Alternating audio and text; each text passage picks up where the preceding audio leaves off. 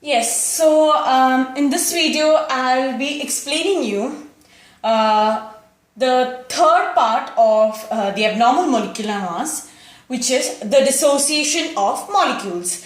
Please make sure that you've watched the previous videos before you start with this video, because in the previous videos I've explained about the abnormal molecular mass and the two factors which affect or which leads to abnormal molar masses or abnormal molecular masses, among which one is the association of molecules and the next one is the dissociation of molecules. So please watch the previous videos before you continue with the topic. So dissociation of molecules. Now, previously you had seen how the molar masses change due to the association of molecules in a solution. Suppose you have an electrolyte. You all know that KCl is potassium chloride, a very strong electrolyte, and obviously strong electrolytes in their aqueous solutions undergo dissociation. That is, one molecule of KCl, for example, dissociates, giving rise to two ions. A positive ion or cation, which is K+, and a negative ion or an anion, which is Cl-.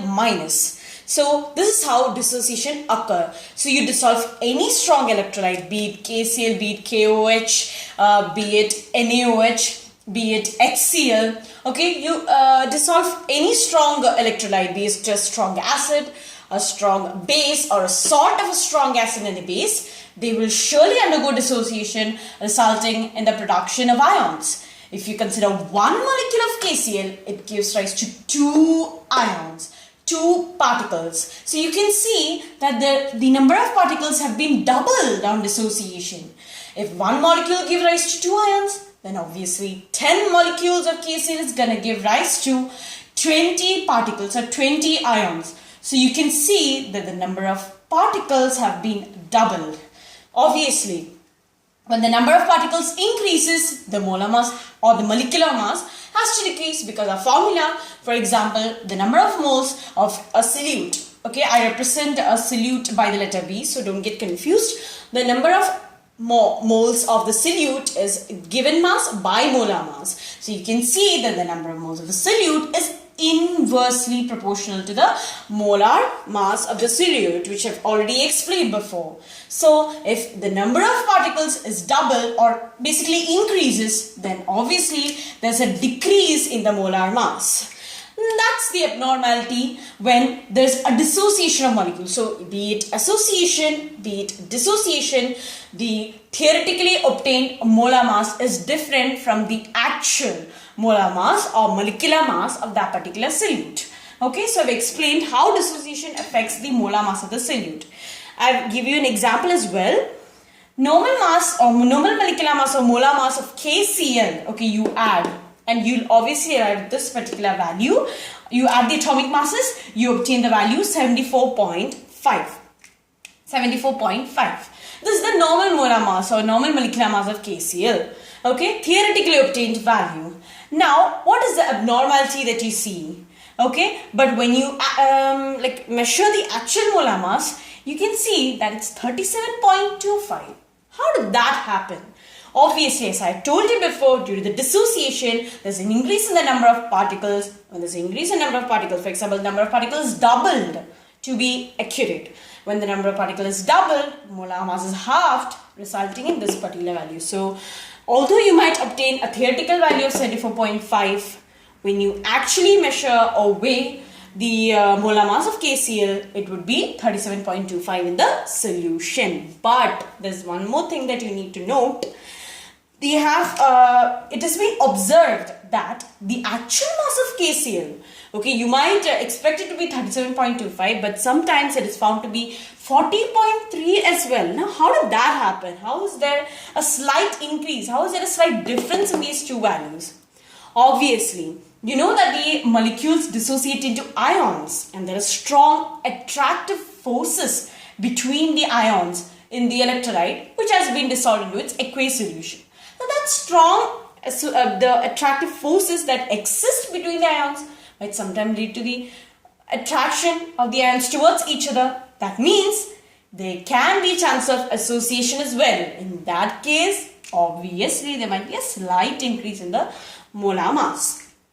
So this is all about the dissociation of molecules. Now since you know there is abnormality in the molecular masses due to these two phenomena, association and dissociation.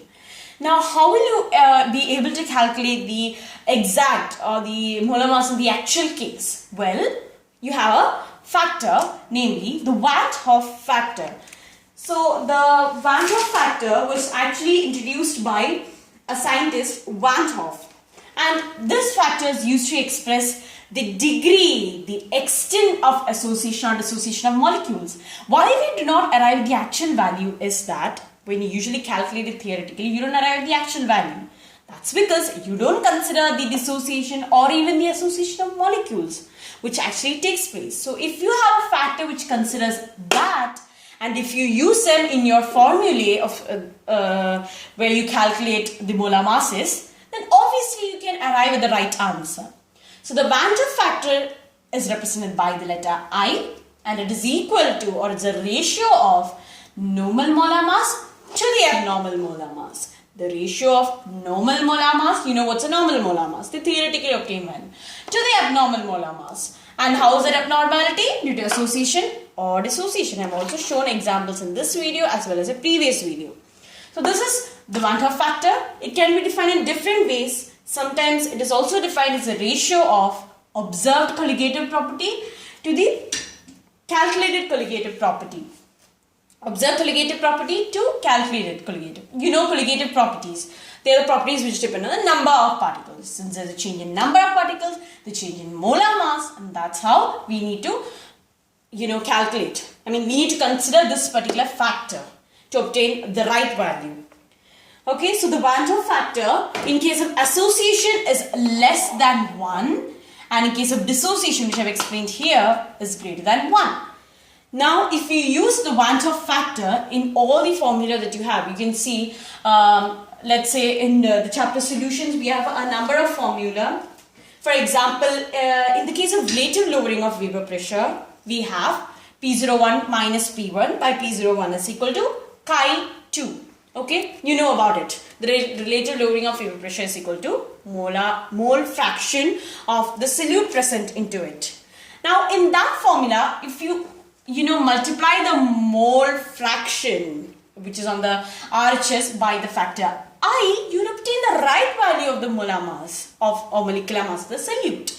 Because this is a factor which measures the extent of association or dissociation. Similarly, you can correct all the formulae with this factor. Okay, the factor, Van't Hoff factor. Now, there are two important formulas which you can use in your numericals. Okay. So degree of dissociation, we all are familiar with the degree of dissociation alpha. You represent the degree of dissociation by alpha because all of you know that strong electrolytes completely dissociate. Okay, you do not have to calculate the extent of their dissociation because they almost completely dissociate, giving rise to their respective ions. But that's not the case in weak electrolytes. They only partially dissociate or partially ionize. So in that case, we need to calculate the degree of their dissociation, and in the chapter equilibrium of class 11, we have already learned about alpha. Here, alpha is in terms of Van't Hoff factor. Therefore, alpha is equal to I minus 1 by n minus 1. This is the formula to be used in case of dissociation of molecule. That will be specified in the question, numericals. Okay, and in case of degree of association, how will you calculate the degree of association? Suppose it's the association of molecule. Okay, for example, if you have the acetic acid in your numerical, it will be mentioned obviously. In that case, that's most commonly association of molecule. Then you need to use this formula. 1 minus I by 1 minus 1 by n. So these are very useful for the numericals and you can write it down. That's about it.